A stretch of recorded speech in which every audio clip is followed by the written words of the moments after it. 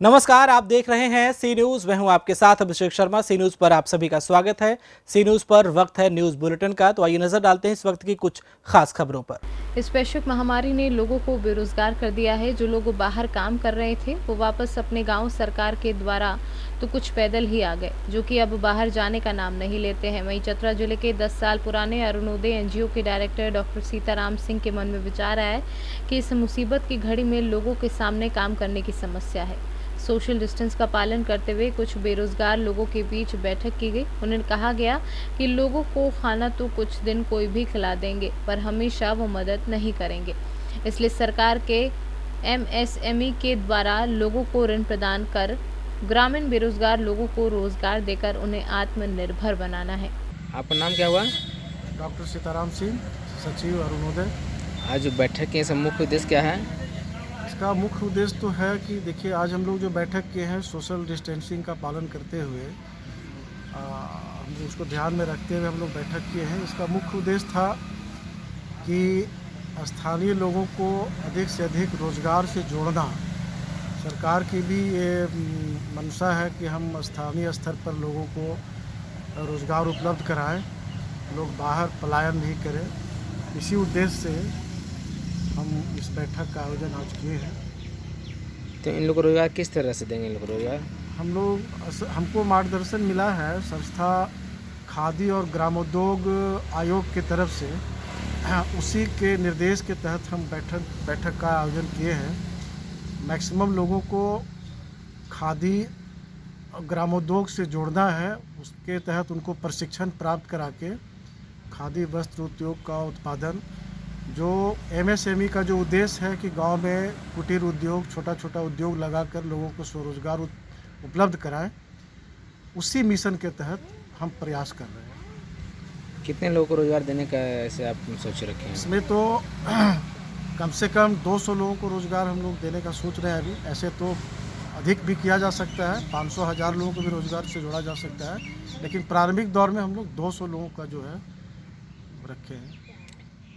तो कैसे लोगों को यहाँ रोजगार देना चाहिए? किन किन लोगों को? उसमें तो जितने बेरोजगार युवक हैं, युवतियां हैं, महिला पुरुष जो भी हैं, चाहे वो ट्रेंड हो चाहे अनट्रेंड हो, शिक्षित हैं या अशिक्षित भी हैं, उसी हिसाब से सब उनकी योग्यता के आधार पर हम लोग रोजगार उपलब्ध कराएंगे।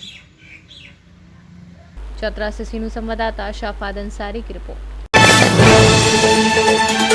चतरा में मनरेगा योजनाओं में हुए भ्रष्टाचार को ले डीसी द्वारा 14 मनरेगा कर्मियों को किए गए बर्खास्त की कार्यवाही का मामला अब नया रूप लेने लगा है। मामले को ले राज्य सरकार और राज्य मनरेगा कर्मचारी संघ में ठन गई है। बर्खास्तगी की कार्यवाही पर सवाल खड़े करते हुए राज्य महासंघ के पदाधिकारियों ने सामूहिक हड़ताल की चेतावनी राज्य सरकार को दी है। मुद्दा ये है कि हमारे चतरा जिला में 14 मनरेगा कर्मियों की बर्खास्तगी हुई है। ये बर्खास्तगी ये दिखाती है कि दुर्भाग्यपूर्ण तरीके से इन लोगों को बर्खास्त किया गया है। जो जांच हुई है, जो स्टेट टीम के द्वारा जांच की गई थी, उसमें ये कहीं भी ठोस सबूत का आधार नहीं माना गया। ये बोला गया है कि ऐसा प्रतीत होता है कि मशीन चली किसी जगह, मतलब जो योजनाएं थी, चाहे वो तालाब की हो या रोड की हो, तो तालाब की योजनाओं में ऐसा प्रतीत होता है कि मशीन से काम हुआ है। तो कैसे जांच टीम को ये पता चला कि 5 साल बाद मशीन चला या नहीं चला? ये भी एक बहुत बड़ा जांच का विषय है। दूसरी चीज़ है कि जो जिस सड़क के बारे में कहा जा रहा है कि उस सड़क धरातल पर है ही नहीं, तो आज भी वो सड़क धरातल पर है, जिसे कोई भी जांच टीम आके उसको देख सकता है। और जब सड़क धरातल पर है तो उसके आधार पर हमारे कर्मियों को बर्खास्त कैसे किया गया? और सिर्फ अनुबंध कर्मियों को बर्खास्त किया गया है। ये साफ दिखाता है कि सरकार जो पदाधिकारी हैं वो दुर्भावनापूर्ण तरीके से अनुबंध कर्मियों को बर्खास्त किया गया है।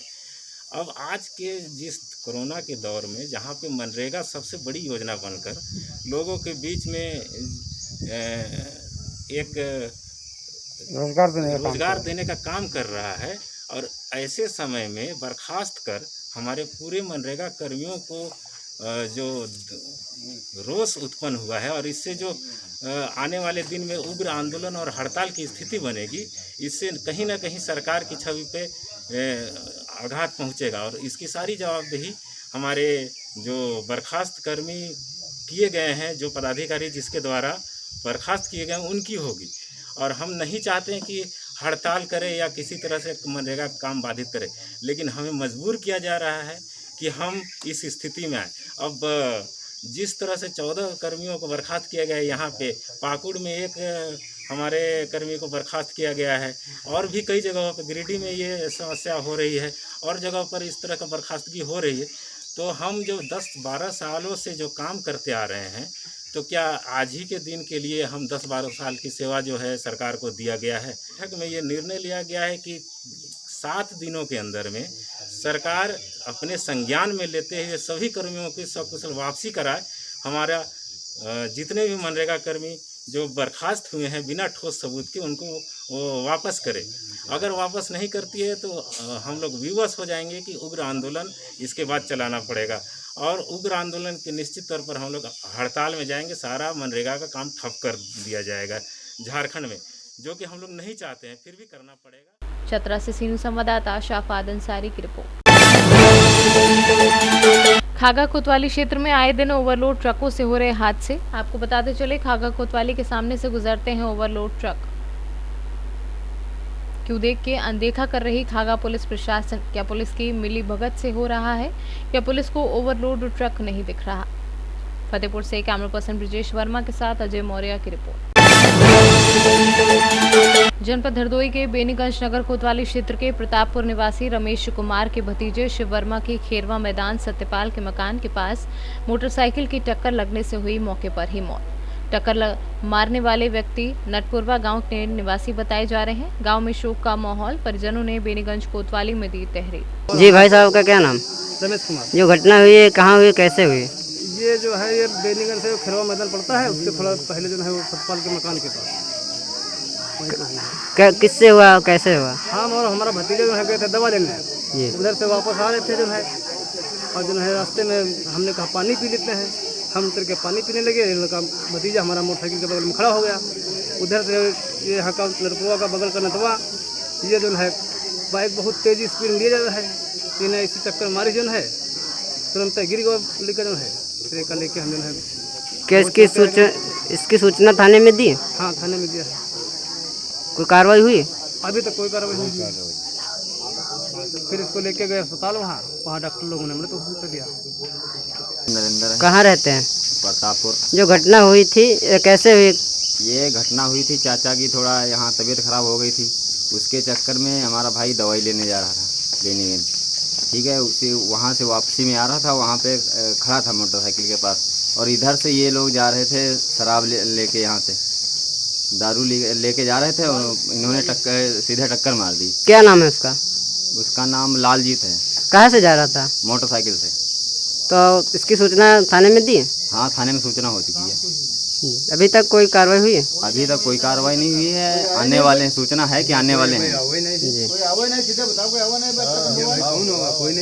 हरदोई से कैमरा पर्सन दिलीप कुमार के साथ प्रदीप वैश्य की रिपोर्ट। जनपद हरदोई के बेनीगंज कोतवाली क्षेत्र में बैरागी खेड़ा गांव में आला अधिकारियों की मिली भगत से ठेकेदारों द्वारा धड़ल्ले से चलाया जा रहा हरे भरे शीशम, नीम, चांदी आदि के पेड़ों पर आरा, जहां प्रशासनिक अधिकारी पर्यावरण दिवस पर जगह जगह पेड़ लगा रहे हैं, वहीं दूसरी तरफ ठेकेदार पर्यावरण को ही तहस नहस करने में जुटे हैं और इन ठेकेदारों पर कोई भी कानूनी कार्यवाही नहीं की जा रही। खास चीज़ दिखाने वाले हैं। कुछ दिन पहले पर्यावरण दिवस मनाया गया। आला अधिकारियों के द्वारा अपने आवास, अपने ऑफिस और बगीचों में पेड़ पौधे लगाए गए हैं। कुछ बात करते हैं बेनीगंज कोतवाली क्षेत्र की। कुछ दूरी पर आला अधिकारियों की मिली भगत से ठेकेदारों के द्वारा हरे भरे पेड़ों पर आरे चलाए जा रहे हैं। आपको दिखा रहे हैं कि नीम के पेड़, आम जैसा शीशम, चांदी पे ठेकेदारों ने आरा चला दिया है और पेड़ को काट ले गए हैं। यहाँ हरदोई से कैमरा पर्सन दिलीप कुमार के साथ प्रदीप वैश्य की रिपोर्ट। सी न्यूज के इस न्यूज बुलेटिन में फिलहाल इतना ही। देश और प्रदेश की तमाम बड़ी खबरों को जानने के लिए आप जुड़े रहिए हमारे साथ और देखते रहिए सी न्यूज। हर खबर आपके साथ, आपके हाथ।